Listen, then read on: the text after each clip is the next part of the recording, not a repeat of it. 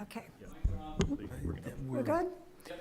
Okay, it's 7:03 PM, and I'm calling the June 2nd, 2026 Planning Board meeting to order. This meeting is being recorded by HW Cam. I'll begin by taking roll, so when I call your name, would you please indicate that you're present? Jonathan Poor, Jonathan Poor, present.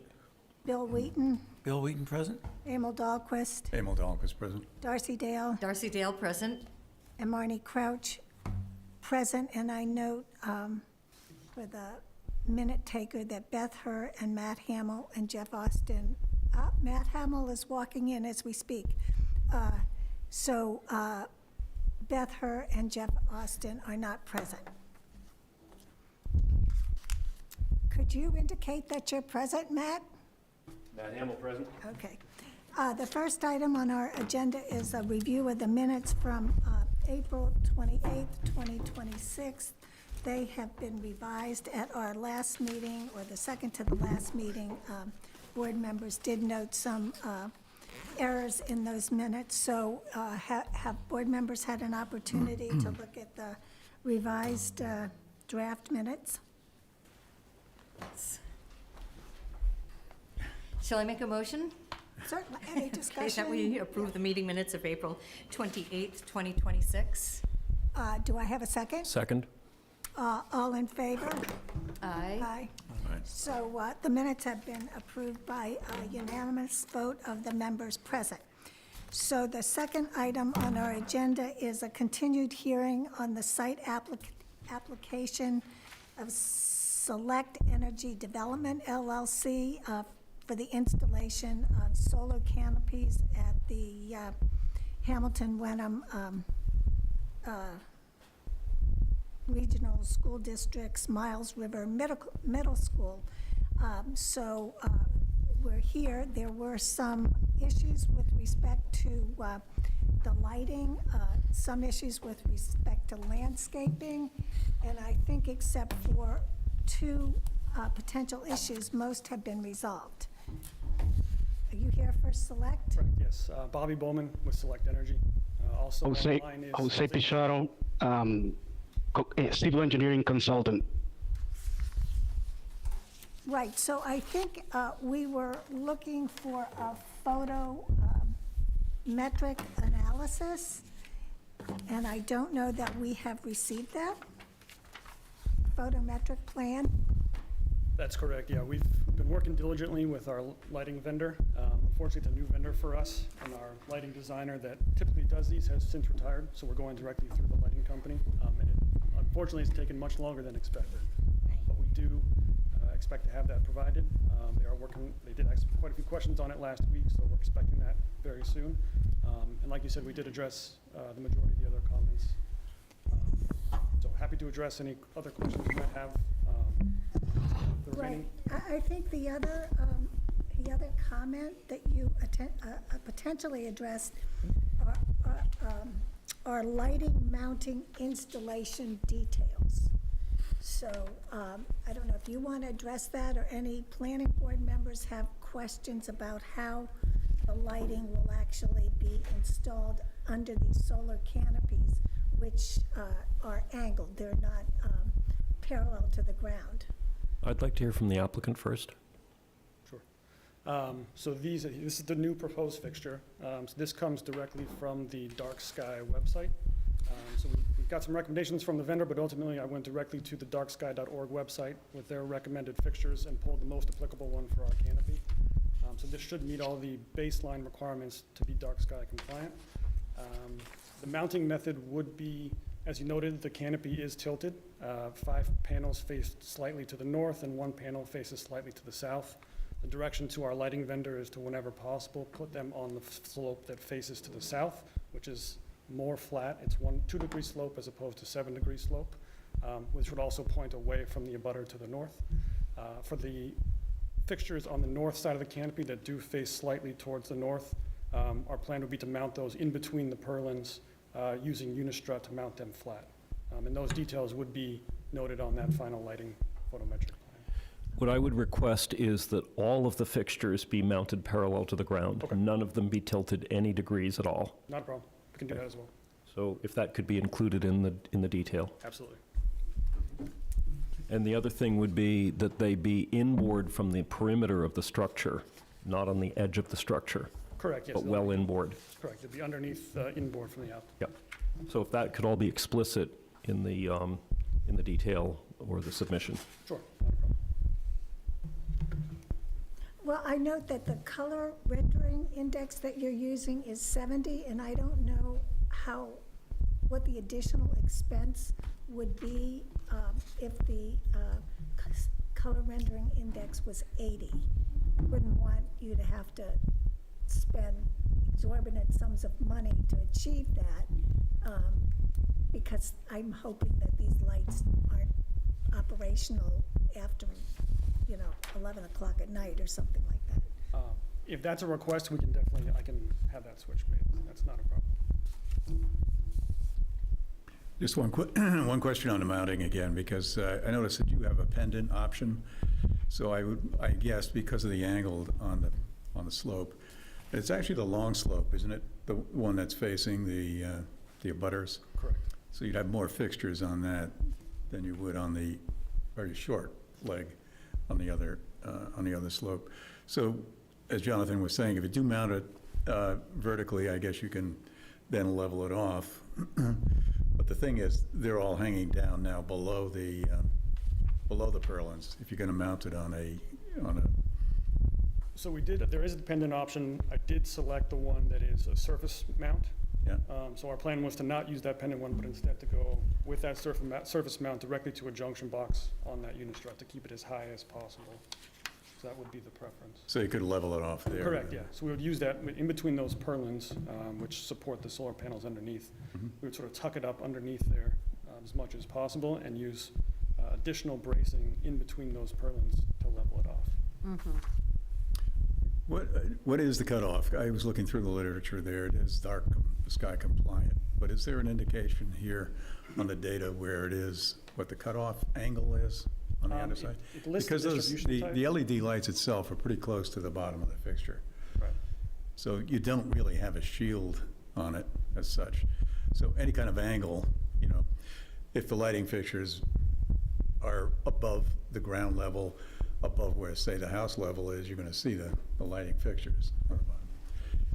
So there is no shield on the light. Correct, yeah. The previous fixture we had recommended did have that diffuser that was below the housing essentially, so this all is tucked up underneath, but you're correct. And so I think it lists the type 3 distribution, if that's what you're looking for. And I think on the 3rd or 4th page, it shows roughly what that looks like.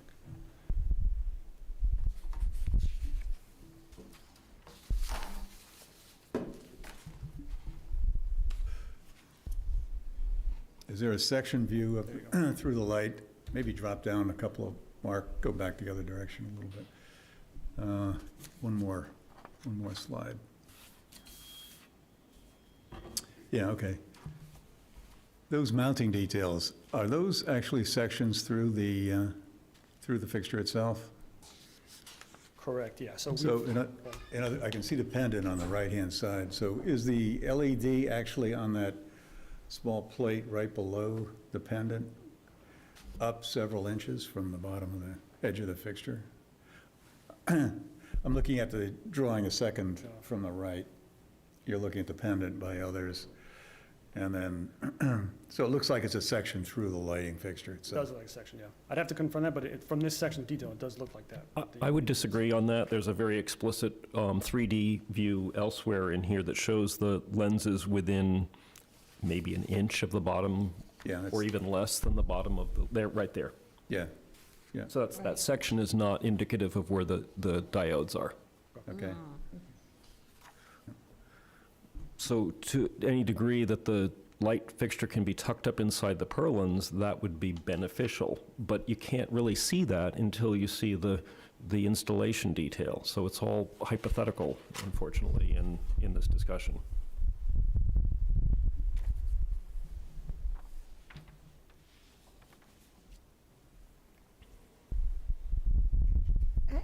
At one of the, at the last hearing, when we considered this application, there was mention that you had some deadlines in order to get tax benefits, is that correct? There are, but those, I believe, have been met through the purchase of the panels in-house. So this is a financed project in that we essentially own the project and sell the power back to the school. So we've done that internally. I think the deadline for that is, I'd have to confirm, but there's nothing immediate that is stopping us. But I think it's end of next year, I believe, but I'd have to confirm on that. Yes, I mean, we wouldn't want you to lose any type of Correct. tax credit that would make this environmentally friendly project become economically unfeasible. Agreed. I would prefer to see the installation details for how this is going together. There's so many variables, and it's so critical, in my opinion. And we're not talking about something that's going to show up in the parametric study. It's sightline glare. It's when you look across the property and you see the luminaire, you see the LED diodes or the lens. That's the glare we're talking about. And that can be predicted and controlled in the installation details. So are you recommending that we continue this application to our next meeting so that we can get the photometric plan and the details that you're requesting? That would be my recommendation, but I'd like to hear from the rest of the board. I agree. I think we need to know. Right. And any other discussion on that? Do you have a problem with that, sir? If you're open to it, our preference would be to consider that as a condition of approval, but we are happy to work with you. And we want this to be a successful project and everybody happy with it. If that can be a condition of approval, that would be great, and we'll be for sure to follow up and submit that once completed, but we'll work with you on the project. And I believe that is the recommendation on the staff report as well from your town planner. I said it was up to the board. They could either continue it based on the photometric plan, or they could approve it with that condition. Do any other board members have any view on this, whether they would like to have a continued hearing to make sure that we get those plans? If we do a conditional approval, what mechanism is there To make sure. to make sure it happens? Exactly. Would we It would- withhold?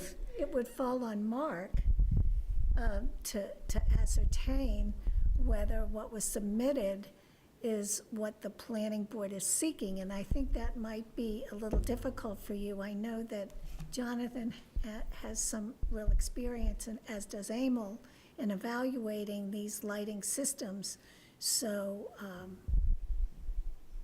I think maybe a continued hearing is the safest bet, for you too. I mean, because you wouldn't want to have an approval and then have it retracted for some reason. So, Mark, when is our next meeting? It's in June, so 2 weeks, June 16th. June 16th. That's when we have Util as well. Yes. Hopefully this would be quick. This would Yes, be yeah. very quick. I mean, if you get the photometric plan and show that the lighting is either up under the, Up.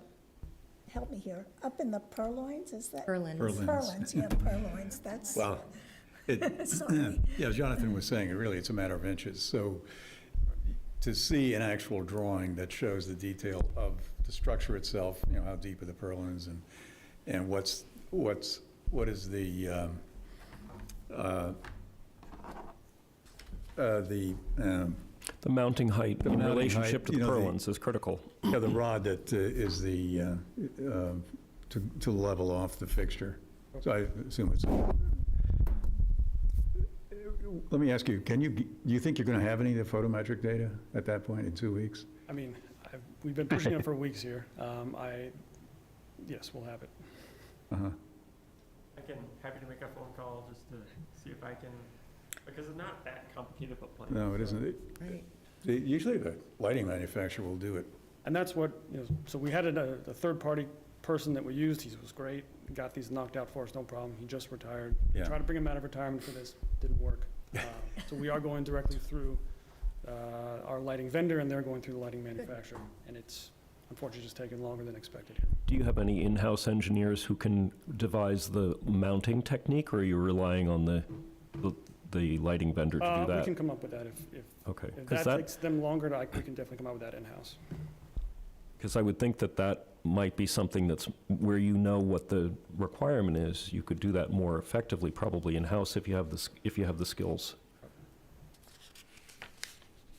Would you say that the actual drawings, the structural drawings of how the lights are going to be situated in this canopy is more critical than the photometric data, or are they both important? They're both critical, but the photometric is kind of a simple binary thing. It's got a performance standard, whereas the detail, there's all sorts of ways it could go right or wrong. It's not as binary to look at. So I'm just thinking if they continue to have difficulty with getting the photometric data. I'd be comfortable adding that conditioning as a condition. the photometric, but I'm less comfortable conditioning the installation detail. So you got that message, right? There must have been a design lighting level on the ground, foot candles, whatever, that when you put the lights in, you designed it, you picked out the lighting fixture, you then had to come up with a number of lights to achieve some level of performance. So that, you must have that data already, what you designed it to meet. I know there are controls on it, and that's the last thing I want to ask you about, but what controls are there to dim it, to turn it off, on, whatever. But, so then the photometric data is really to prove that your design was correct, that's what that's for. That you have a record then of what that design level was for. But you must have that data, I would think. And to your point, the question about the control, the Yeah. fixture we selected includes the daylight control, so photo cell essentially, so Yeah. it turns on when it's dark, turns off when it's light outside, and it has motion control as well, so that it'll dim when there's no, if it Okay. senses no movement, it will dim to minimize any impact of the surrounding areas. Mhm. Is there any ability to turn it off after a certain time? We can do however you prefer. We can put it Just, on a I time. mean, animals running through the parking lot or whatever. Yeah, so I'm just thinking that you could turn on those lights at like 2 a.m. So if we had, I don't know if that's important or not, but it Well, would make sense to have like Just have them after, turned off. yeah, After 11 to, 11 o'clock or something like Yeah. that, yeah. Yeah, so we can put it on a time clock, and you Yeah. can decide however you like. Right. Come on at dusk and turn off 3 hours after dusk, wherever. Right. And we can do manual control as well, so if there's a function that the school wants no light out there, go flip a switch and turn it off. oh, great. Okay, well, I think we have a plan here, and I wish you good luck on getting your photometric plan, but we can We're work with almost you at the a little finish bit line. on that, but, So close. so I will at this point entertain a motion to continue the site plan application. I don't think we closed the public hearing yet, so Oh, we should reopen it. I think there's someone on the Zoom that wants to speak to it. we never closed the public hearing on this site. I don't believe so. No. No, we didn't, so it's still open, yeah. Is there someone? It's on the chat. You have somebody asking questions on the chat. Oh, okay. Would anyone like to? Marnie Crouch, it's Kathy Simons. Oh, hi Kathy. Hi, 245 Sagamore Street. And I am part of the Hamilton Dark Sky Group and just wondered whether you had addressed the color temperature of the lighting. And I also asked whether the issue of timing had been addressed. And it sounds like the timing just was addressed. But how about the light output? Basically lumens in Kelvin. It's 3,000 Kelvin. And do you have the lumens? This is different from color temperature check. I know it.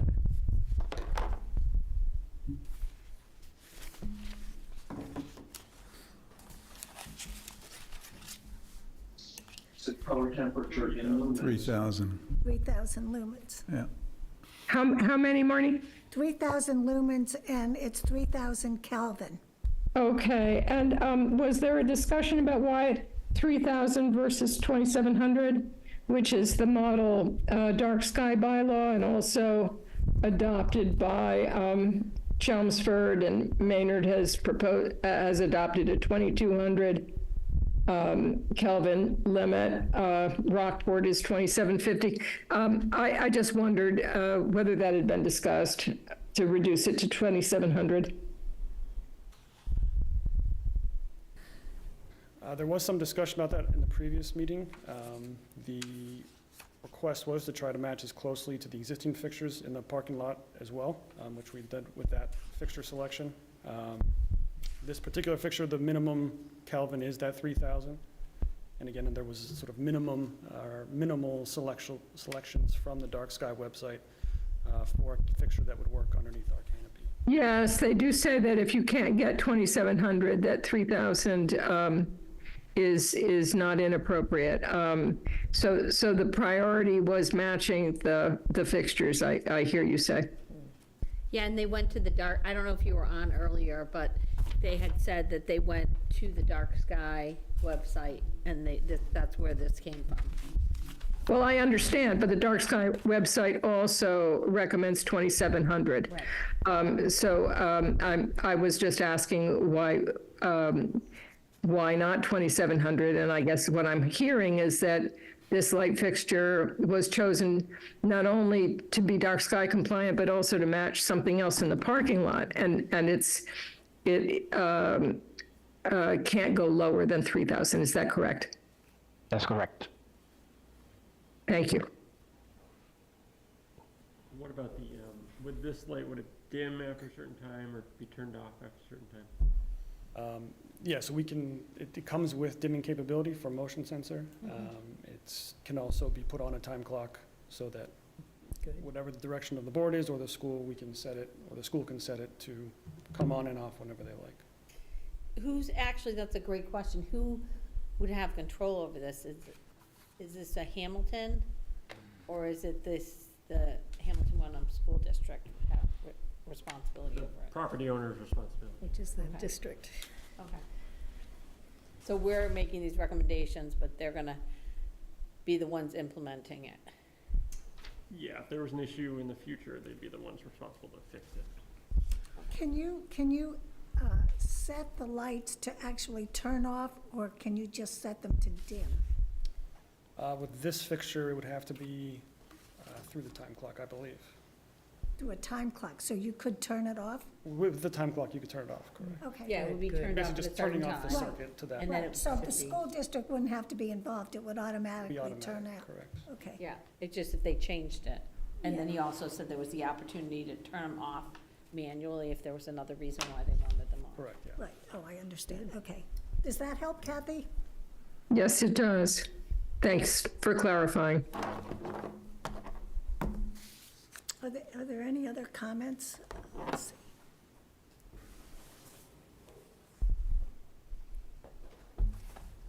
So I think we can entertain a motion to continue this matter until June 16th at 7 PM.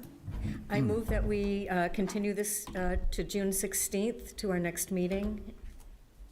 I second. Okay, so when I call your name, please indicate your assent, and then we'll note that Beth Herr and Matt Hamel are here. So Jonathan Poor, Jonathan Poor, aye. Bill Wheaton, Bill Wheaton, aye. Emil Dahlquist, Emil Dahlquist, aye. Beth Herr, Aye. Darcy Dale, Darcy Dale, aye. Matt Hamel, Matt Hamel, aye. and Marnie Crouch, aye. Thank you, sir. Thank you very I much. hope you don't live too far away. Thank you very much.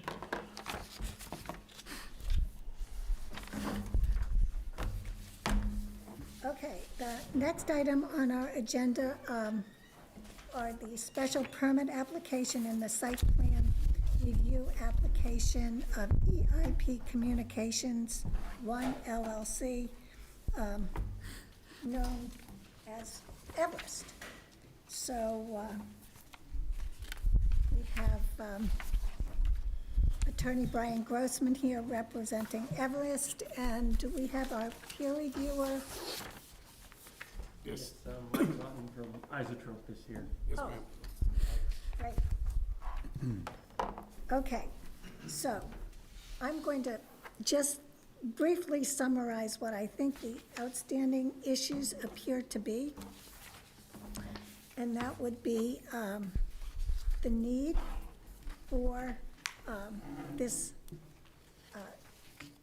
communications tower and as to gaps in coverage and the like, and also the height.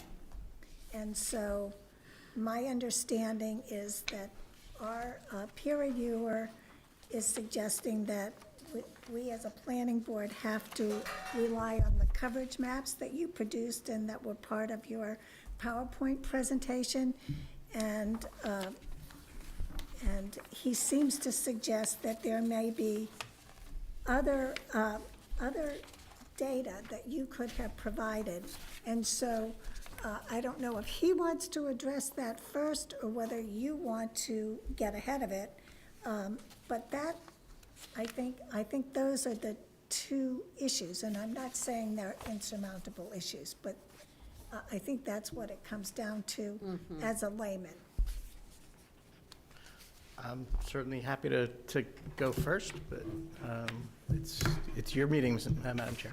So maybe, Mr. Lawler, if you don't mind, could you explain exactly what you would like to see that has not yet been produced? Yes. So, Michael Lawton, Isotrope.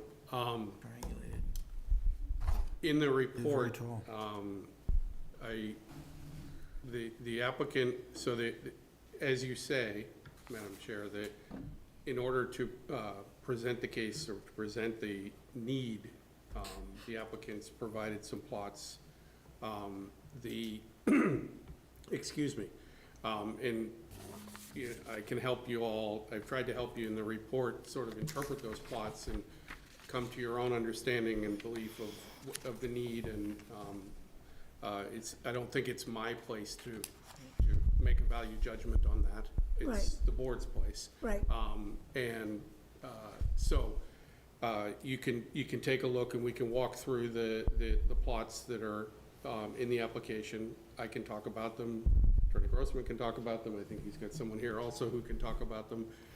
If you'd like more explanation of what those plots are showing or what they aren't showing or what they mean or any of that. So that's thank you, these are the plots that I'm referring to.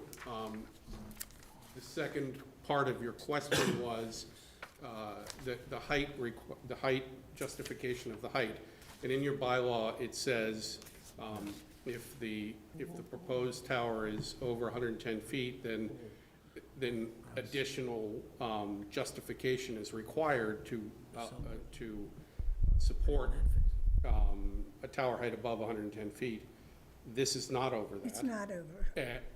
However, the question could be asked, does it need to be as tall as what is proposed? That, again, is that the applicant has responded that there are some trees in the proximity that would affect the need for the height. Obviously, the other part of this is proposed as a tower that Verizon would go on. If this tower were to be built, permitted and built, and Verizon did go at this height, the tower company would seek to get the other two carriers to go on, and the only space for the other two carriers to go would be below Verizon. So they would be lower than what these plots are representing for Verizon's coverage. So that's another thing, and that's actually called out in your bylaws as well, that the board can grant a height that's greater than proven necessary to accommodate additional potential business needs on the tower. And as well, you have your local public safety who's Right. talking about moving over, and they certainly wouldn't want to go lower than they are today. They might like to go higher. I don't know that we have any information from them about that, but I would assume that they would want to be at least at the same height. as where they are on the little tower to the north of the building. Right. So there are all those factors going together to sort of talk about, the plots, but if you want to go look at specifically what we're seeing here and graphically, and if you have any questions about that, I'm happy to answer. Would the board like to have maybe a refresher course on what these plots mean? Sure. Sure. Okay, you want to do it, or you? Sure, Go. happy to do it. So there are two sets of coverage plots. So what you have there is what's showing as the existing 700 megahertz LTE coverage for Verizon.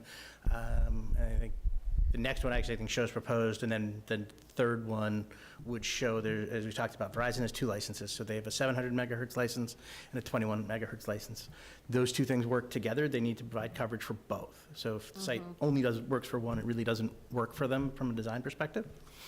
And so what we have are two things. One, again, as we talked about last time and has gone through in significant detail in the C-squared report submitted with the application to support it, you have two things. You have a coverage gap. You heard testimony from resident last time about the lack of coverage. I don't think I need to tell anyone here. I mean, we're sitting in it, right? Correct.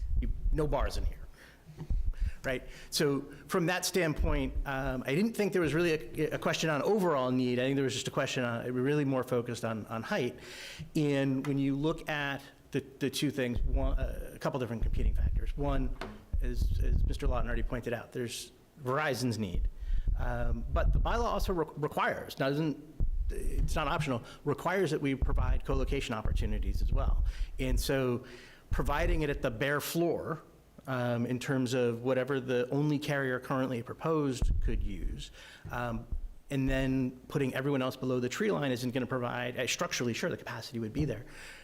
But from a use case, it's not going to work. And that's what we were talking about in our responses. If you look at the topography of the area, if you look at the vegetation in the area, particularly kind of ringing the site to the, not the Bay Road side, but every other side, there's some significant tree cover of height.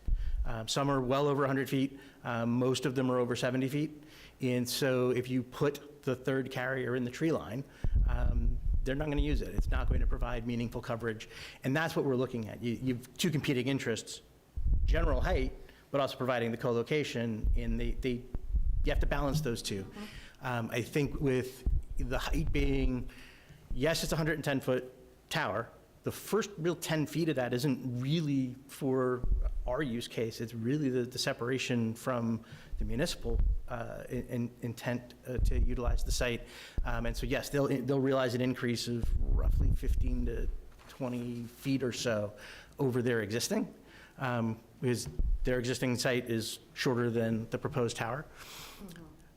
Verizon's antenna center line is at 100. It's not at 110, not even 105, and keeping the antennas below this, the top of the site. So really the effective use case for Verizon is 100. The rest goes to providing co-location space for the town.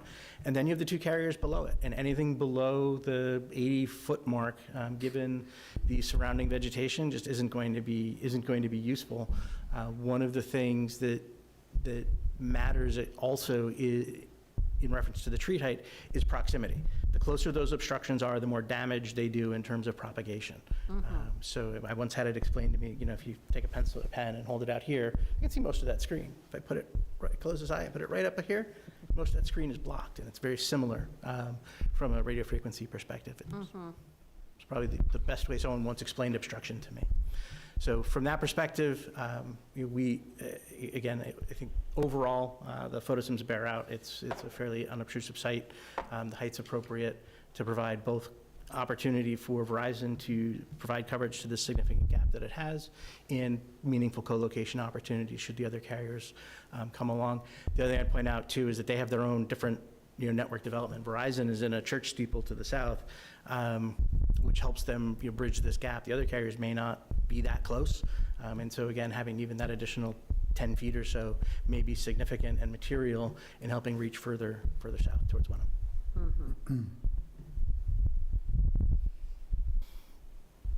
you want to ask a question about 60? I have Yeah, a question for the city planner. The most common complaint I always hear is the downtown gap in the shopping center. And are we not fixing that gap with the pole at the corner of Walnut Street and 1A? We approved that a while back, and I would have thought, I think the whole argument on that was going to fix the downtown gap.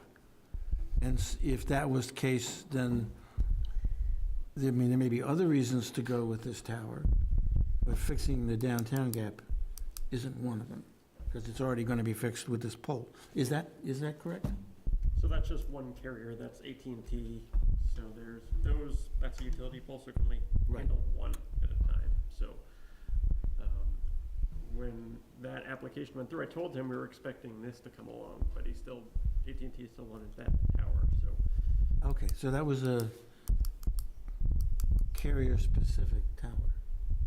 Yes. Yes.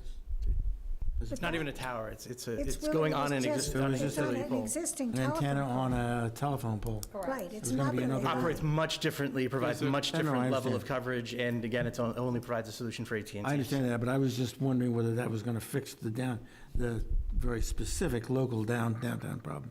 But only if you were an AT&T customer. That's the answer, okay. That's good. I've got a question. What is the difference in terms of 5G and 4G in terms of the height of the pole? Yeah, go ahead. So there's two factors, two things to talk about when you talk about the technology. There's the frequency band and the technology. And when you talk about 4G, 3G, 5G, 6G, that's the technology. And that technology can operate on any of the frequency bands. But what determines the effective range of coverage is the frequency band, not the technology. So Verizon has provided plots at 700 megahertz and at 2100 megahertz. They also have licenses at 850 megahertz, 1900 megahertz, and 3.5 gigahertz, and some other ones at higher bands than that even. And what you would see when you look at those, either the composite plot, if you could bring that back up, Mark, the composite plot before or after, the blobs would be, as you go up in frequency, the blobs would shrink.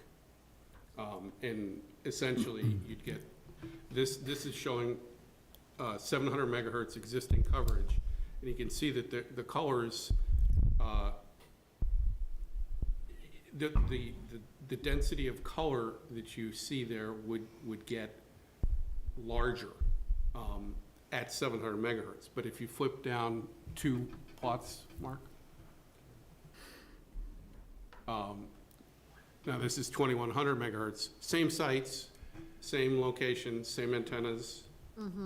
The only difference here is it's a higher frequency, so the higher frequency propagates less well. And that's what I'm trying to draw out, is that's a function of the frequency, not of the technology. So 2100 megahertz, this coverage is for LTE. You can see there on the right, but it would be very similar for 5G. It would be very similar for any of the technologies operating on that band. So what is the difference between 4G and 5G in terms of data transmitted, It's a information? more efficient, 5G requires fiber optic to the site. Right. So so the backhaul is across the board much more robust, and as a result, the 5G is able to, through some things that it also takes advantage of in the radio link, is able to provide faster data rates. Right. On the same band. So what you're seeing here is strictly signal coverage, not data rate. There would be another way to plot this and show effective data rate, and that would take into account more of the technology. So if it was a 5G plot, the data rates close to the site would be much higher than they are with the LTE site. What I guess it was coming down to me, what I took from this article I was reading on, on the difference between the two, because as we get, 5G and above, whatever, that means the technology is changing there. My understanding was that 5G is actually delivered at a much lower level. The idea being that if you had it up at 110 feet, it could be overwhelmed by the coverage. In fact, you have too much coverage. So what they had to do was go down to a lower level to manage it, and then that resulting thing would be more towers at a lower level. But that was the trade-off. I'm just concerned about the trend now. Is that? I think, is that it? I think something like that you'd see in a dense urban area, something like downtown Boston. Okay. Where I think you were talking about earlier, AT&T had put a small cell here on a telephone pole. In downtown Boston, you'd see that kind of installation, 30, 40 feet, all over the city, either on rooftops or lighting poles or any kind of structure there. In Hamilton, I'm surprised they put a small cell. I don't know, maybe they had a very particular need to put it, AT&T had a very particular need. I'm surprised that you're seeing small cells in that densification of coverage in Hamilton. Usually in the smaller towns, it's not there yet, and there's nothing specific about 5G that that drives a need for smaller sites. What happens is, as data is more effectively used, more of it becomes used, and as more of it is becoming used, the frequencies or the spectrum is more congested, and as a result, the carriers have to, instead of having large sites with large footprints, for efficiency, they have to shrink their sites. Right. That's what I was reading, Yeah, and I mean, that's a function of the fact that, post iPhone, and even now, people working from home and stuff like that, people are using their phones in their homes a lot. In buildings, we're trying to use it here. Used to be that cell networks only worked on the roads, and nobody cared about using a cell phone in here, and if it didn't work, you just go outside. But people expect something a little bit more. So, I mean, that's so really what, I mean, I think this is, if you go back up to the earlier plots, I mean, what they're showing is at 700 megahertz, it's pretty good right now here. But if you go down to the 2100 megahertz, that's where there's some challenges, and not all their spectrum is capable of providing the level of service that they're trying to provide in South Hamilton and in that area, and that's the reason for this. Would be the best explanation I could give. So just going back to Marnie's initial question, what comment would you have about what you've seen on these slides? I mean, with any of these, and I do a lot of this kind of thing. With any of these, 3 questions always is the need, the location, and the height. Right. And the things that a board has to be comfortable with is the need is there, the location is the right location, an appropriate location, and the height is appropriate. I think the need, I'm not going to make that decision, but this is what they're presenting as the need. And you all can look at that and see whether you think, and as well the testimony of the people who have said, they have problems making phone calls and that sort of thing. So that's the need. The location is really off the table in this one because it's a municipal location. That's great for the town. The town gets the money. There's the public safety is potentially going to move over. So it's a really good location. It's not somebody putting something up on private property that they're going to make the money. The town's going to make the money. So it's a good location. And it went through an RFP, and the select board was authorized to execute a lease. So the town thinks it's a good location too. And then that just leaves the height, and, you know, the Right. height, you can, I mean, I think what we have to talk about with the height is really the effectiveness for this site, both for the town, for Verizon, and for potential future tenants. And, you know, if it was just the town and Verizon, you might ask more questions about, you know, why does it need to be this high? But Yeah. given the fact that there are two other national carriers that probably want to provide a similar level of coverage in South Hamilton, and they can't do it today, Yeah, you know. Okay. I think in some, and the board can tell me if I'm wrong, benefits seem to outweigh the burdens. And that's the decision you all have That's to. the decision that we have to make. Yeah. But based on the presentation that we've received from Everest, the few comments that we've received from the public, our personal experiences, the position that the select board has taken, which is pretty indicative of what they think should happen here. They're not opining on the specific height or anything, but I think the benefits outweigh the burdens. And does anyone here want to contest that conclusion? No. Any discussion from the board? No. So, with that said, I believe at our last hearing, I thought that Everest, in its materials, essentially provided us with legalese an offer of proof as to each and every element of our bylaw, section 7.2 of our bylaw. And then there are aspects of that bylaw that require conditions. And I believe that our planning director has given you proposed conditions. And that includes the height of the fence, and you've agreed essentially, if we make it a condition, that the fence will be 8 feet tall, it'll be chain link, but it will have slats. And there are other conditions about performance guarantees and those types of things. And all that information is available as part of the planning board's meeting packet, and I don't think it's really worth anyone's time for us to go through our bylaw point by point by point.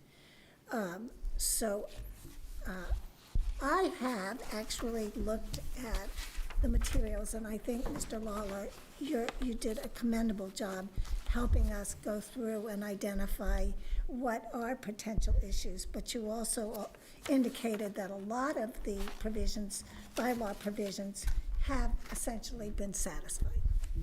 So I leave it to the board whether you want to go through each bylaw provision, but if you go to Mr. Lawler's materials, and it has isotrope as a heading, on page 13, he very thoughtfully provided us with a review of the findings that we need to make. And I think that, as I've said, based on the weight of the materials and the presentations made by our peer reviewer and Attorney Grossman, we're in a position to make those findings that start on page 13.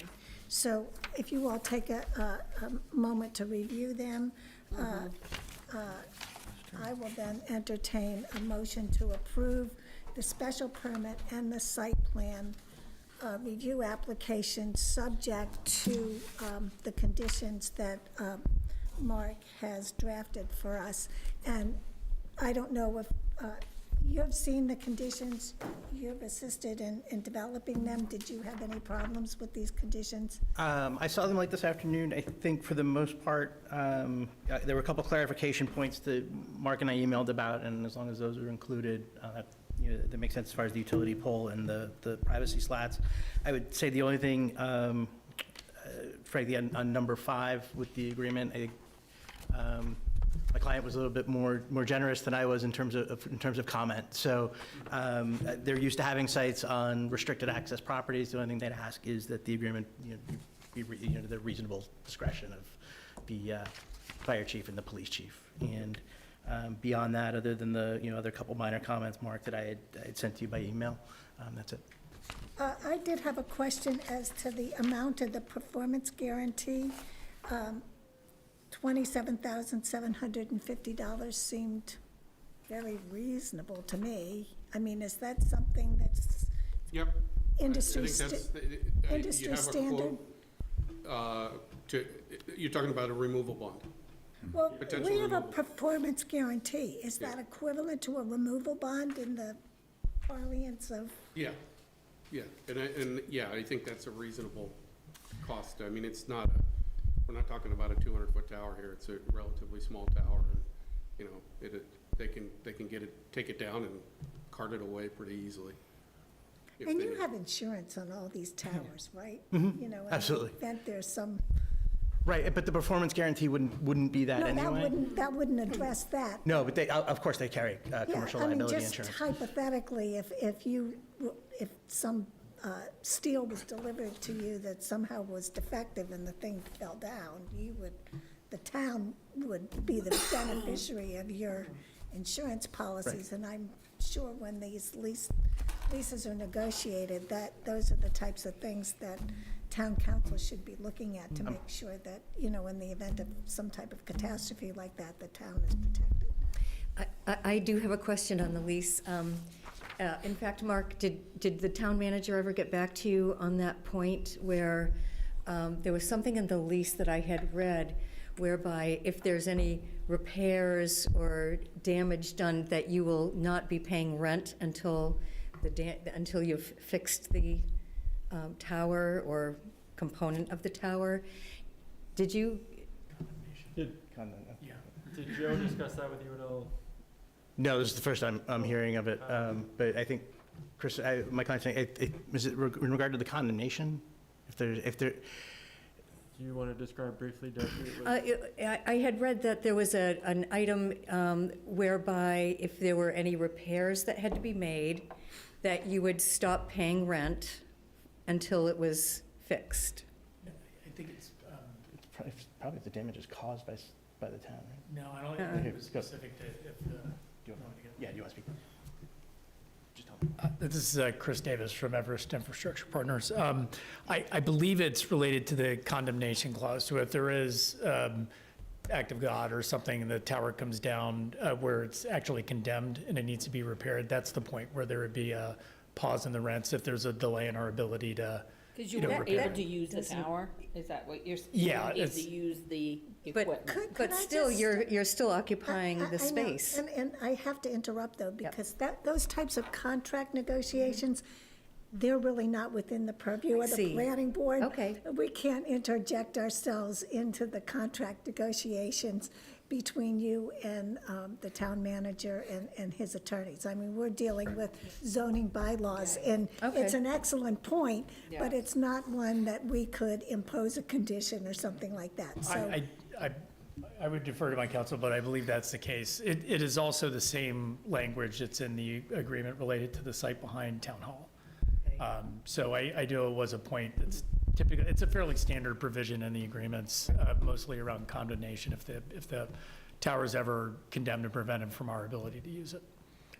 It wouldn't have to do with things like there was damage to the fence or, a carrier's equipment went offline. It's specific to a damage to the, the physical property being the tower itself, which is extraordinarily rare. Maybe more on guide towers and in larger facilities you hear about. If they ever do come down, it's usually guide towers and areas, this type of pole. It's very rare that you would have that type of damage ever to it. And if it did come down, there would be a significant gap in coverage. So, Yeah, I mean, to Chris's point, happy to answer a clarifying question, but to the chairwoman's point, it's a contractual matter that's beyond the purview of the board. But if we could answer a question for you, we were happy to do it. I can briefly summarize where it left off, though, Darcy, was I asked Joe about it, I think last week, and he said he hadn't heard back from KP Law, 'cause the issue was this contract was negotiated under a different town manager, under a different town council, different Right. select board, all that. He did commit, though, that he wants KP to offer an opinion if it's sort of typical language. If it's atypical, he said he would ask Everest. Yeah, I'd hate to see the town lose out on rental or lease income revenue. But, But- so I promise we will follow up with that, but as Marty said, it kind of is in the select board's Yep. court. Thank you. Okay. Any further discussion or questions? I just have a procedural question. Sure. Should we vote on the 4 individual findings? We can certainly do that. Before you do, I don't think we close the public hearing. We have not. So, Any other comments? Are you gonna ask for public comment? any public comment? Are there any comments online? On the floor. Here we go. Be brief and just reiterate, I live at Please 60, identify you. Ben Rivette, 61 Union Street, South Hamilton, Mass. I live right down the street and lost a call on the way here, so the coverage gap is real.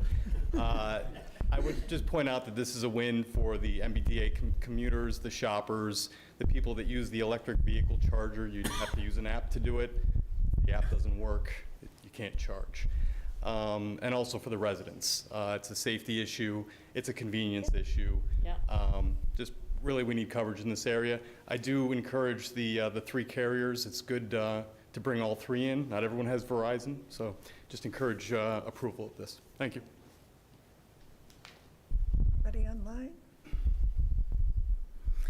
Okay. If pursuant to Jonathan's suggestion, we can go ahead and Do we need to close the public hearing? move to close the public hearing, and then we will consider some of these findings. So, You just moved to close the, because I'll I think second it. Marnie did, okay. Oh. So consider it move to second. close? Move to close the public hearing. Second. Okay. All in favor? Aye. Aye. Okay, thank you for your input, it was very helpful. So if you all would like to go to page 13 of Isotopes materials, we can look at each of the findings. Now, these are summary findings, they're not pertinent to each bylaw provision. So when we go to draft the decision, we will essentially be taking the bulk of what was presented to us by Everest and incorporating that into the decision as to our specific findings as to each bylaw provision. But It this, just seems like we could summarize the findings. yes, this is a good direction for Mark, you know, if he is the drafter of the decision. So, would you like me to read them? Or should we just go one by one? And do we need a motion for each one? We do. Or we could do a motion for all 4. It's up to the board. Why don't you review them and comment? That sounds good.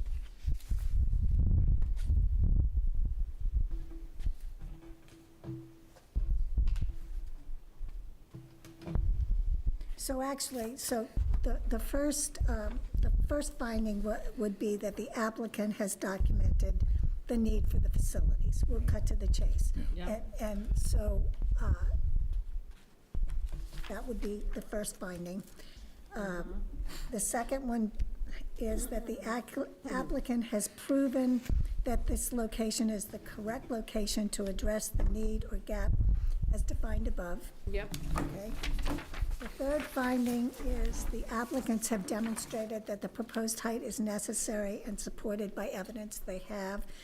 There is the opportunity for other carriers to use this pole, and also importantly for the public safety officials to make the decision to use the pole as well. And then finally, the applicant has demonstrated compliance with all sections of the Hamilton bylaws and other pertinent laws, and I think that they have.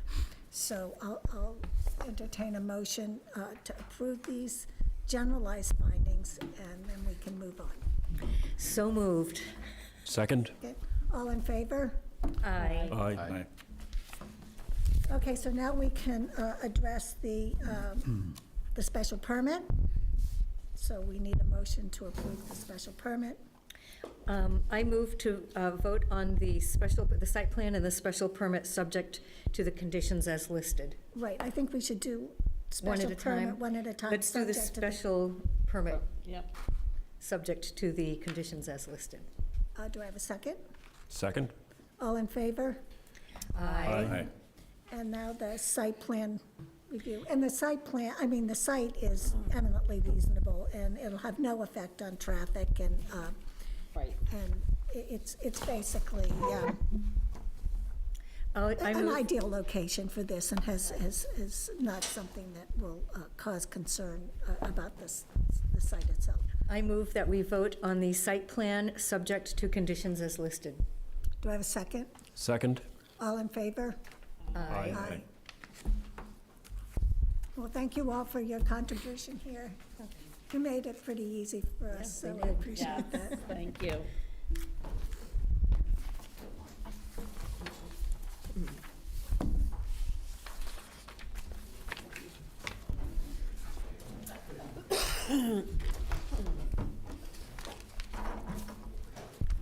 I think that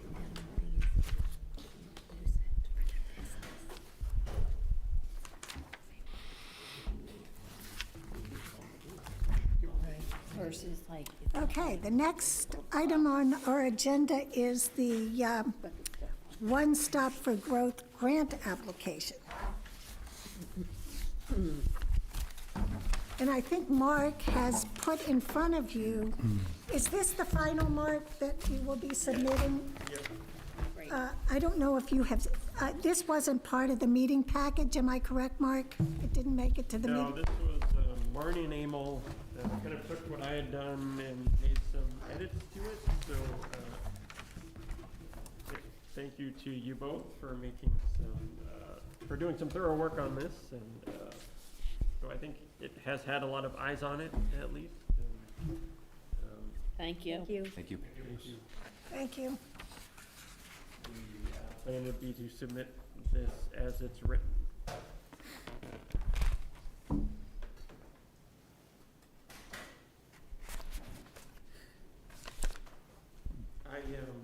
Changing the scope. I don't know, Marnie, Emil, you want to speak to the changes you made? I made very minor changes to what you had put together, mostly grammatical things. Mostly what? Grammatical. Oh, okay, yep.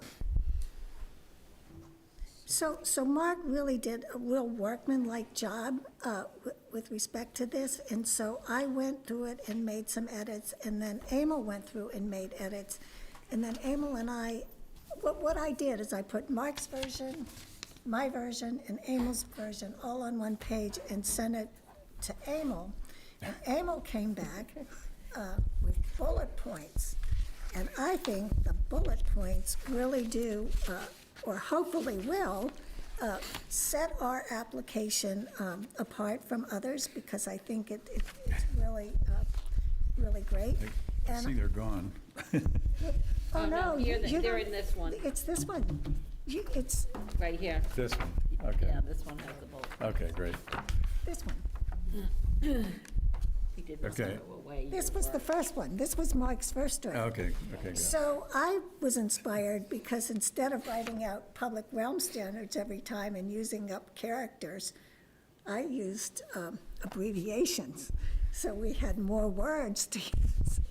And also added some things, obviously, since there's never been a document that I couldn't proofread.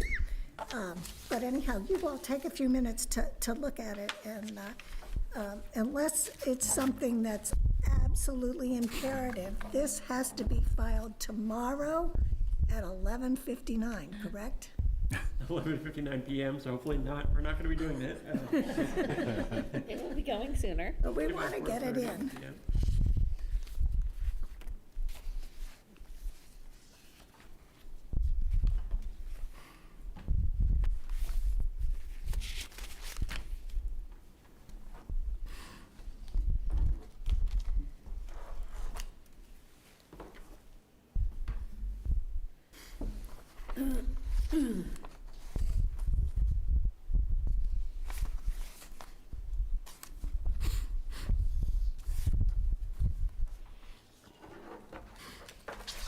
Where do we stand with the HDC and that? They request? committed to The $5,000? $5,000. We didn't specify that amount in here, Okay, but they do support this clearly. great.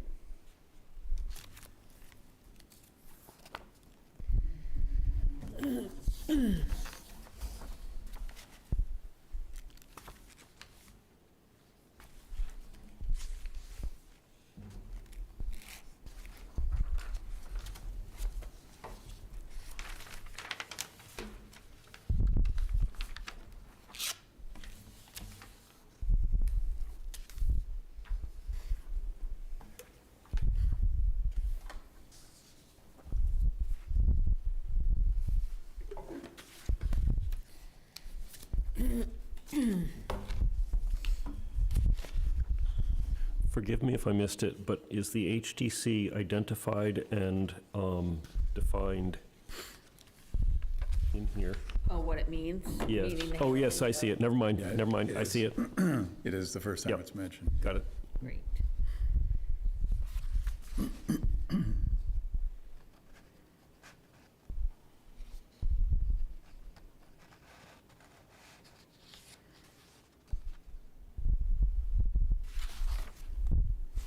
Actually, Mark, I see something here.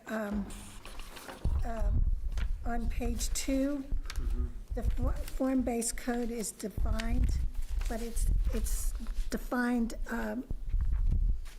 in the very first narrative under abstract. So, It doesn't need to be there. so on page 2, it can just be the Town Center FBC. So you got 3 words that you can use. Who wants to add 3 words? 3 words and 2 characters. There you go. My only thought on that, Marnie, was if the reviewers, like, separate the questions, so there's different people reviewing the questions, because that drives me nuts when I can't tell what the acronym is. Got it? That's why I I'll asked about the defer- HDC. I'll defer to you. Yeah, I support Mark's impulse. We did define the HDC the first Yes. time we used it. I saw it. But again, you've done that FBC in other places as well. So, But it's key right where where Mark says it should show up Right, under there. the scope of work. Yeah. Yep. so it's under scope of work, it's under progress to date. And I note on page 3, the very last line, it says implementation of the FBC code. So that word definitely has to come out. It should just be FBC. And this is what page? On page 3. Page 3, last line. It says implementation of the FBC. Okay. Code. I don't have that same copy either. Mine's the old, Oh, so I don't have Mark's. I have it somewhere.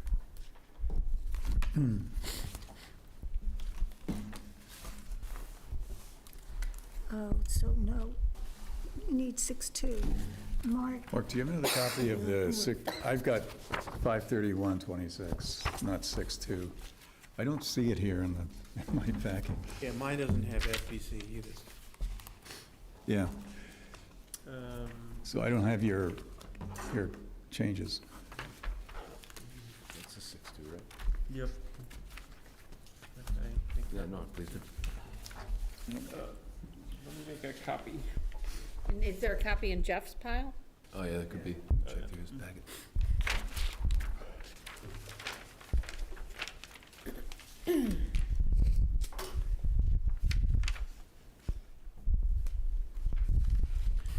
Thanks. Is it true that we're the first form-based code in Essex County? Doesn't Rockport have a form-based code?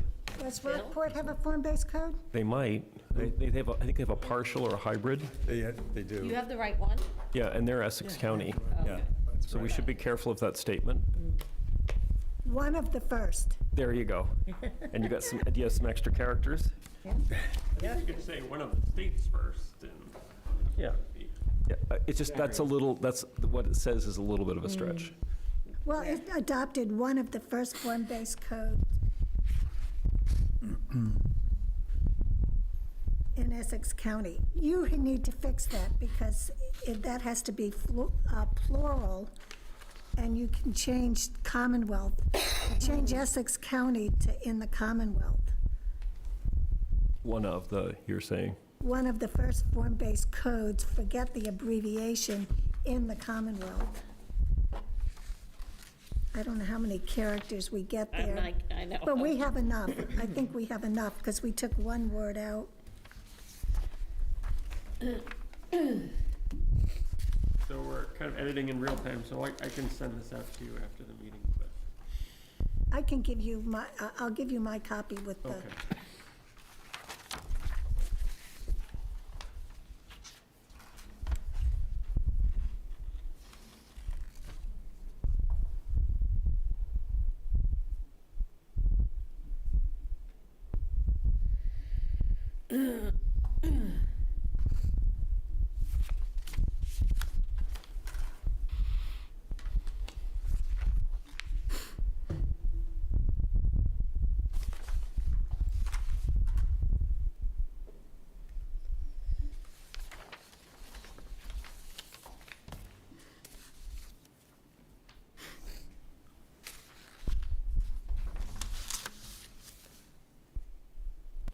Are you tight on characters in the community description and engagement plan? No, we have 84 characters. Yeah. Okay. So, is there any desire to sort of blow your horn about the public engagement that was successful in passing the form-based code? In other words, you're saying there will be community and resident outreach and business engagement. Do you want to sort of rest on your laurels that that was the foundation of success for the form-based code? Didn't we write that someplace else or no? Under Yeah. demonstrated capacity, Yeah, it was one the other planning board place. successfully led adoption of town center code through complex, sometimes contentious public process, demonstrating strong implementation capacity. Right. On page 4, under leadership and That's ability fine. to execute. Yep. Just trying to blow some extra horns. I could play with it though and say. Yeah, not say it the same way. Successful. Yeah, just to reinforce it, Or- nail it home. You have to If hear you've it had the many times, characters. so it's all good. Just keep repeating it. Yep. But I'm like, I think I read that somewhere. Reach very far around and pat yourself on the back. Yeah, I can't reach that far. Gotcha. You know, it could just be a word or two. Yeah. Yeah. Just have a sentence or something. Yeah, yeah. and I'm going to throw out, the abbreviations. I think if we do it the first time, that should be enough. I'm just going to make that's my position. I think it's distracting Yeah. to keep putting it in parentheses. These applications are not that long, and I can't imagine that the reviewers are going to divide No. up different portions. No, that's right. Do you agree with that? Yes. So I would go back and, we define form-based code right outside the box, and I think that it just, I find it more distracting than not, and if you're gonna do it every time you refer to the form-based code, then you are at the risk of not doing it when you mean to do it. So I would just, if we're going to abbreviate it, give the reviewers credit for getting what FBC means.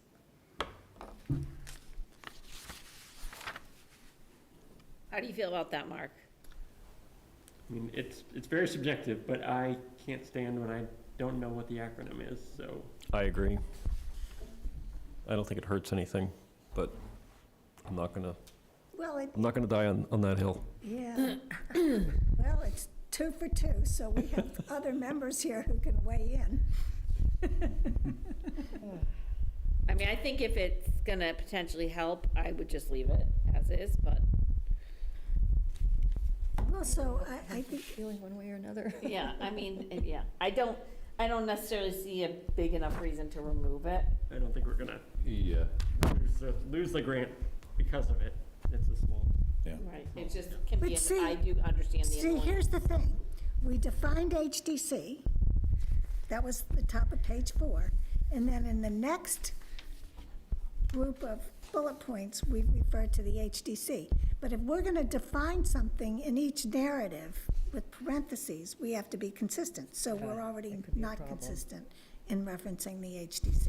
Do we have extra characters in that section to add the HDC, explanation of HDC? Yeah. Yeah. And I would definitely add it here, because no one outside Hamilton knows what HTC is. Usually it means Historic District Commission. Yeah. It confuses me every time I see those letters. Yeah. Yeah. So that's probably worth it, actually, more important than the, Statewide, that's what it means. right. Yeah. I mean, arguably, if we have enough words, we could take out the abbreviation for HDC and just say Hamilton Development Corporation. That, Maybe that's better. I think Yeah. that might be better. Because HDC is a confusing set of letters. But I think FBC, form-based code. Yeah, that's fine. That's fine. That's So fine. now we're cutting the baby in half. How's that, Mark? That works for me. Okay.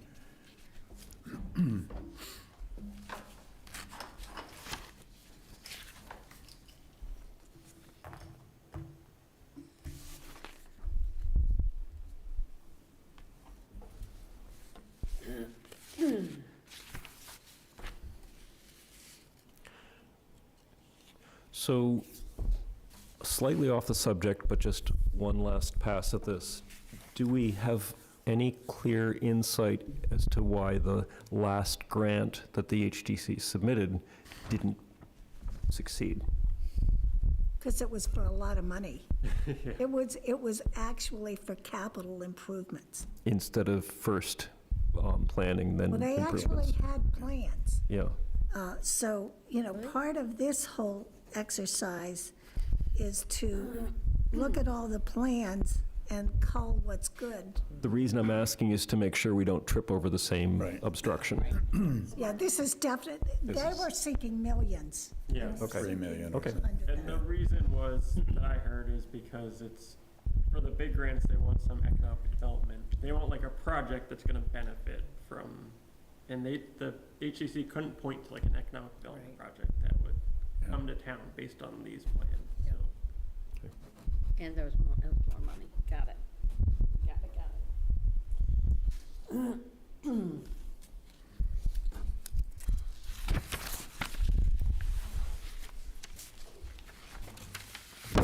Thanks for all the work. I know, Yeah, thank you. Thank you both. Yeah, that's great, and I do enjoy the bullet points. Yeah. It does help, I think, as people More are readable. reading an application, Yeah, especially, it makes it a little easier to, especially application. I always forget the bullet points. that's why we have email.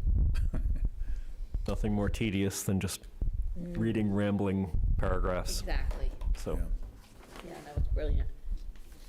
And then I like the highlighted, how it's highlighted too. at the beginning Breaks with it a up. little bit of,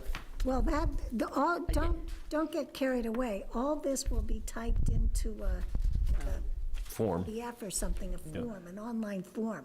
So it's all submitted electronically. okay, So, it won't look as pretty. I think you well, can do they'll print it bullets, out though. I probably. think you can, it's weird, but you can have bullets. Yeah.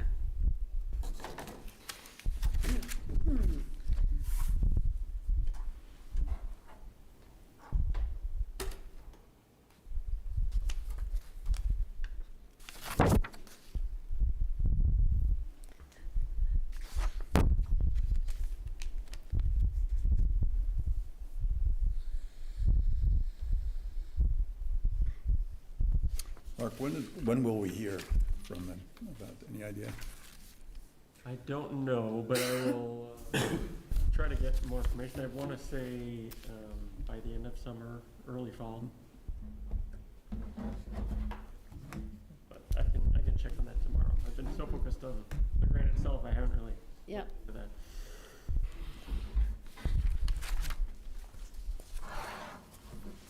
Okay. Any further discussion about this? It's a nice effort. And then our second UTIL workshop is on June 16th. Any news about that? About what they intend to present, or? Yeah, so they sent me something this afternoon. I haven't totally reviewed it, but their thought was that they would focus on non-conforming sites and what the bylaw allows the board to grant a special permit for non-conforming. So changes to non-conforming sites that would be permissible versus what's not permissible. And the two sites they mentioned were 17 Hamilton, which is kind of, or 17 Mill Street, which is that that weird kind of like shopping center type. Where the kids, That Is used that to right? be a fabric store. Yes, it was. I remember that. It used to be a fabric store. Yeah, Right. but I wonder oh, what is it this, was. is that, yeah, that's it. Oh, yeah. What it was originally. Was it the kids' connection to it at one point? No, it is a kid, it Okay. still has, it's still a, like, childcare. Okay. I believe. Has anyone ever seen insurance maps for Hamilton?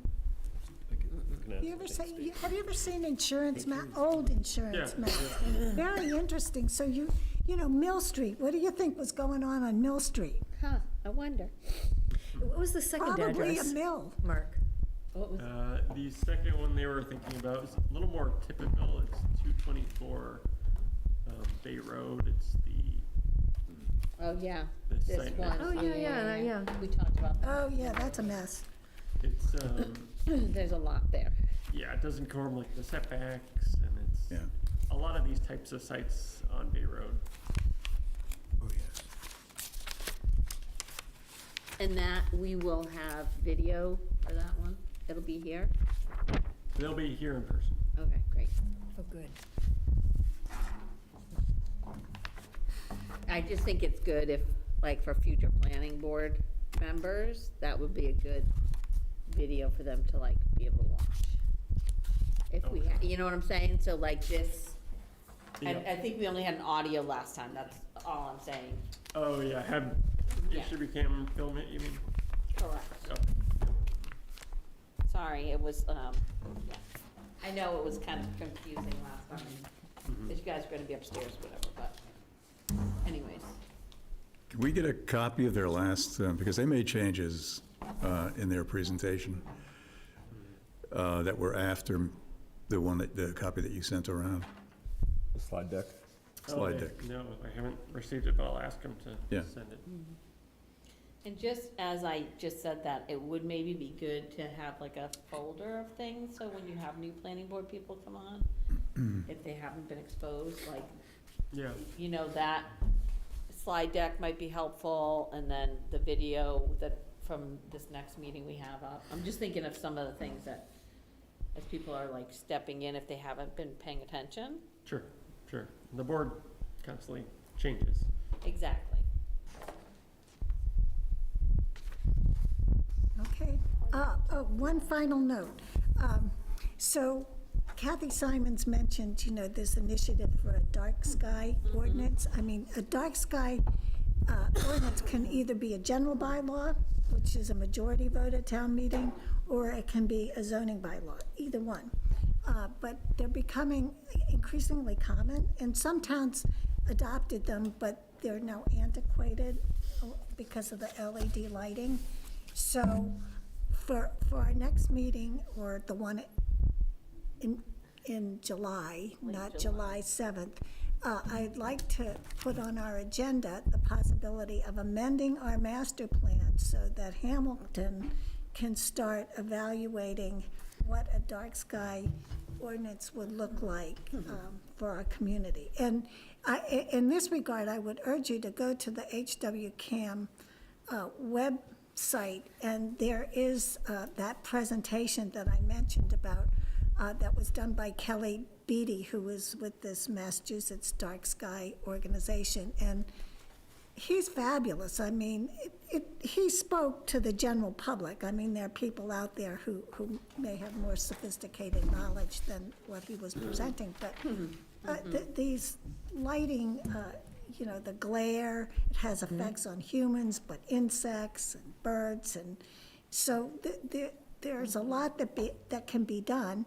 Some communities, Nantucket their dark sky bylaw applies to residential, commercial. I've lived on Nantucket, I don't know that there's any industrial businesses there.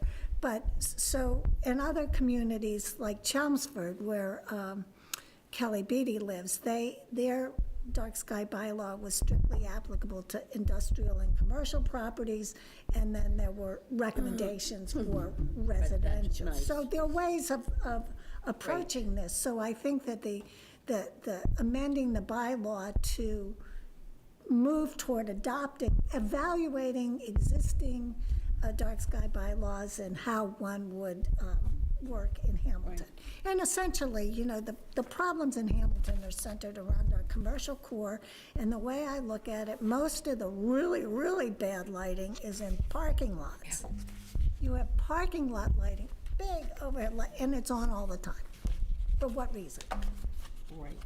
So anyhow, So that would be actually July 21st, since we right, canceled. yeah, so Mark, if you could add that to our agenda so we can talk about it. And so I did look up how you go about amending a master plan. It's really easy. Mass General Law, Chapter 41, 81D says, a planning board by majority vote can amend a master plan. So There we go. sky's the limit, guys. Really? No town meeting, No town meeting. Holy mackerel. I mean, if it's on the agenda, we can get public input. And I think, you know, there is this little committee that I'm getting kind of roped into that is working toward this and looking at what's out there. So, you know. So there's no limit? We could rip the whole thing apart and... We could, yeah. Bill's getting Amazing. You might End not of the get, day, it's an advisory document, so it doesn't, Yeah, Right. doesn't, not law. it's not policy per se. yeah, yeah. So, you know, with the master plan, some of the action items that were in those charts, It's not a bylaw. we've actually done. Yeah. We did the form-based code. Right. You know, so we should go back and look at that and see where we are. That would And I, make and progress. I heard we can from do. Joe about an all boards meeting to look at the master plan, and I gave him dates, June 2nd and June 19th, but it's up to the select board, and, you know, he's trying to coordinate something. So June 2nd Well, was today. that was today, yeah, so, you know. I was just Just gonna say, making wait a sure, minute. like, was it the right month, or? I just hope it was not July 7th to 20th, which is like probably when it'll be, because that's when I won't be here. But we'll see. So anyhow, I think that our master plan, you know, the whole document might not have been what we wanted it to be, but that last section Yeah. was pretty Yep.